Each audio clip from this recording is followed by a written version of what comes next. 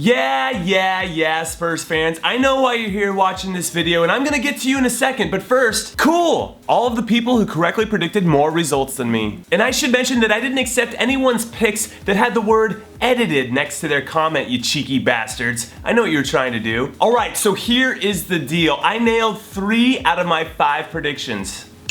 I had Roma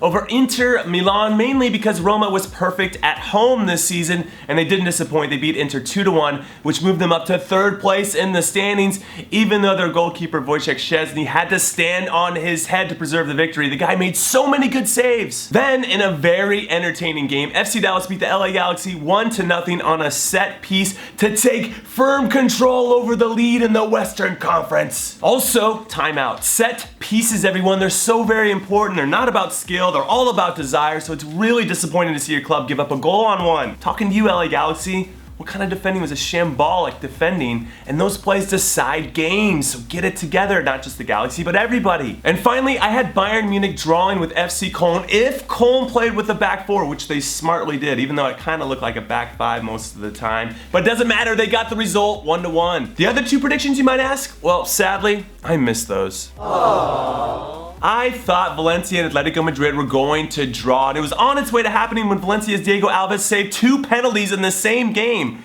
But my FIFA 17 career mode club would not be denied. They scored 2 goals in the last 30 minutes to win 2-0 and go on top of the table in La Liga. And now I would like to take this moment to talk about Tottenham Hotspur. First, I want to offer up my sincere apologies. I have been throwing considerable shade your way ever since your chairman, Daniel Levy, would be hiring and firing managers every 6 months, or at least that's what it felt like. But now it seems that he finally got it right after 15 years and his 10th manager with Mauricio Pochettino. Second, my appreciation. Without arguably your best player in Harry Kane, you absolutely dominated the previously unbeatable Manchester City in every single way, and I bow down to your greatness. Also, if you don't find a way to win the league, I hope at the very least you find a way to finish above your bitter rivals Arsenal, because it's been way too long since that happened and you were so close last season. I really mean that. Anyway, big ups to Push On Chataraya, Dave, and Killer Chaos 123 for getting 4 out of 5 right.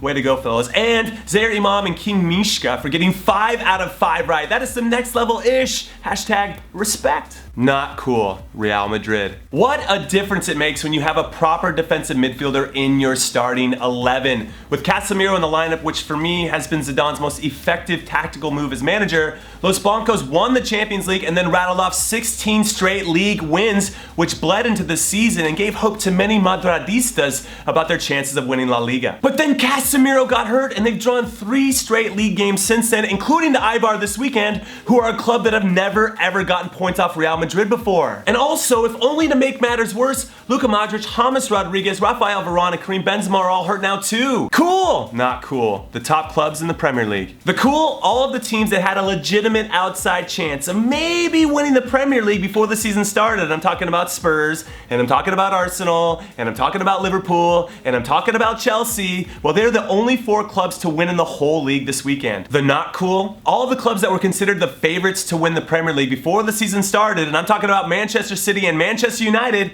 either got thoroughly outplayed or couldn't finish to save their lives. Cool! AC Milan. With 25 minutes to go, they were shockingly down to Sassuolo 3-1 after giving up 2 goals right after halftime. Then they scored on a questionable penalty kick call, and yeah, whatever, that happens. Then they scored on an incredible volley by 18-year-old Manuel Locatelli, who many are saying are better than Montalivo right now. And whatever, just play the young guys. I mean, Yang was A+ as well. And then they scored on a firm header by Paulada, and all those goals happened within 8 minutes to seal the miraculous comeback and give them a huge 3 points. Not cool. Luis Enrique. So hypothetically speaking, let's say you are the manager of Barcelona and your best player Leo Messi is hurt for a while and you're playing against an opponent in Celta Vigo, on the road no less, that has a tendency to play very well against your club because they love to high press for the whole game, because if you're gonna beat them, you have to earn it. So what do? I don't know, maybe we can just leave 4 of our most important players on the bench with Suarez, Iniesta, Rakitic, and Mascherano and then not bring them on until it's too late? And I know, sure, we can blame the goalkeeper goalkeeper Mark ter Stegen for his mistakes. It led to the shock 4-3 loss, but the player selection did not help the cause. Cool, not cool. Mario Balotelli. The cool, the incredibly talented yet incredibly inconsistent striker seems to have found a home with Nice after scoring his 5th goal for the club. This time, a beautiful game winner in the 86th minute to help them remain undefeated and on top of the table in league. The not cool, whether he deserved it or not, the man cannot escape controversy, and he got 2 yellow cards in the last 5 minutes to get ejected, of course, and now he's gonna miss the next game, a big one against Lyon. Cool! The Seattle Sounders. Not only did they beat one of their Cascadia rivals, the Vancouver Whitecaps, 2-1 in Vancouver, which is their 4th straight win, they also watched their other Cascadia rival, probably their more bitter one, the Portland Timbers, lose 1-0 to the Colorado Rapids, which means if the season ended today, and it's close to ending, they would be in the playoffs and Portland and Vancouver would not, and I bet that would be a pretty sweet feeling. Not cool if you're a club that has Borussia in your name. First, Bayer Leverkusen left little doubt as to who was the best team in their 2-0 win over Borussia Dortmund, and guess who scored again? That's right, Chicharito. The man is on fire. He is lit. He is in fuego. He is Hoovercraft, or whatever the proper phrase is. And Dortmund, you had 2 jobs. Set pieces. You got to mark on set pieces. We talked about it earlier. It's really important. And mark Chicharito. What happened? Second, Schalke scored 4 goals in the second half against Borussia Mönchengladbach to win 4-0. Yes, Schalke. Yes, the team that had lost 5 straight games to start the season and only scored 2 goals in those 5 games. So yes, Schalke. Congrats on finally playing to your potential. But Borussia Mönchengladbach, what happened? Cool. Bob Bradley. My former US men's national team coach has finally realized a dream by getting to manage in the Premier League with Swansea. Which means, Bob, no joke, there is a shit ton of pressure on you. If you do well, you will help change the perception of Americans and prove that we do know the game, which could pave the way for other Americans to follow in your footsteps. Like me.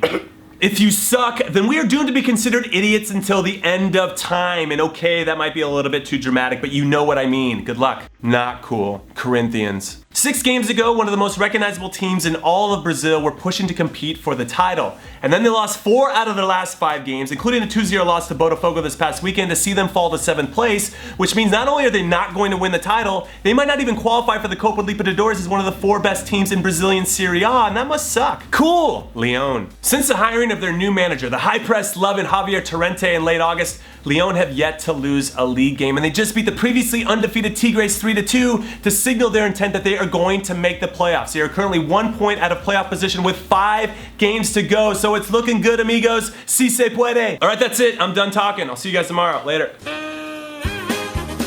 He's not the only one that's going to be involved with it. Like I said, friends and family. My daughters, we tried to do something recently. So what we're going to do is... You're stretching, great. I want to do Messi. No, Messi's on the game. He's a player.